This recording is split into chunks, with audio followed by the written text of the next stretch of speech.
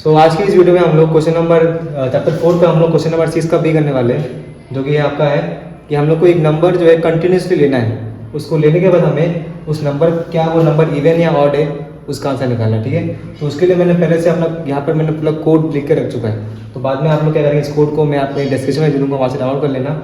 और अभी हम लोग इस वीडियो में समझने वाले कि किस तरह से हम लोग डू वाइल लूप यूज़ करके किसी भी नंबर को कंटिन्यूसली लेंगे और लेने के बाद आपका क्या वो नंबर इवन या ऑड है उसका लॉजिक देखने वाले हैं। ठीक है, ये आपका एक्सरसाइज का क्वेश्चन नंबर 6 का भी है। तो चलिए शुरू करते हैं। सबसे पहले यहाँ पर मैंने एक एन लिया है क्योंकि मुझे एन नंबर का वैल्यू निकालना है। एन एक नंबर है जिसको मुझे वैल्यू निकालना है, इसके लिए मैंने IT एन लिया है। चॉइस इक्वल टू मैंने मान लिया। ये चॉइस क्यों लिया है मैं बाद में आपको समझ में आएगा, बस अभी देखिए आप। तो एक एन लिया है, एक वेरिएबल चॉइस लिया है जिसको मैंने इनिशियलाइज किया है 1 से।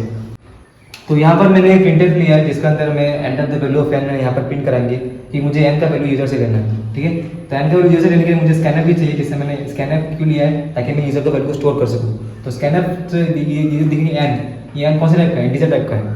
तो इंटीजर है इसलिए क्या लिखते हैं हम लोग परसेंटाइल डी, और n% मतलब जो भी वैल्यू आएगा एन का वो एन के अंदर स्टोर होगा। ठीक है, और सपोज मान लीजिए मैंने एन का वैल्यू अगर मैंने कीबोर्ड में मारा और एन जो है उसका वैल्यू मान लीजिए आपका है 5, तो मेरा एन 5 हो गया। तो अभी क्या करेंगे हम लोग, अगर कोई भी नंबर इवन है तो क्या करते हैं, अगर वो नंबर अगर डिवाइड होता है 2 से, कोई भी नंबर को मैंने डिवाइड किया 2 से और उसका रिमाइंडर क्या आता है 0 आता है, तो मतलब वो क्या नंबर है, वो नंबर है इवन नंबर। और किसी नंबर को मैंने डिवाइड किया n से, सो 2 से, और वो नंबर अगर 1 आ जाता है तो वो क्या है, ऑड नंबर। ये आपको लॉजिक बनाना चाहिए। कोई भी नंबर को डिवाइड करते हैं 2 से, अगर वो उसका आंसर रिमाइंडर अगर 0 आता है तो वो हो जाता है क्या, इवन होता है। और किसी नंबर को डिवाइड किया 1 2 से और उसका नंबर अगर रिमाइंडर अगर 1 आता है तो मतलब वो क्या है, ऑड है। तो ये लॉजिक मैंने यहाँ पर यूज़ किया है। ये जो मॉड्यूलस दिख रहा है आपको, इसका मतलब क्या है, ये रिमाइंडर निकालने के लिए। तो मैंने यहाँ पर क्या लिखा, इफ एन मॉड्यूलस 2, मतलब अगर मैंने एन को डिवाइड किया 2 से और अगर उसका रिमाइंडर क्या आ गया 0 आ गया, तो मतलब क्या है वो, it is a even number.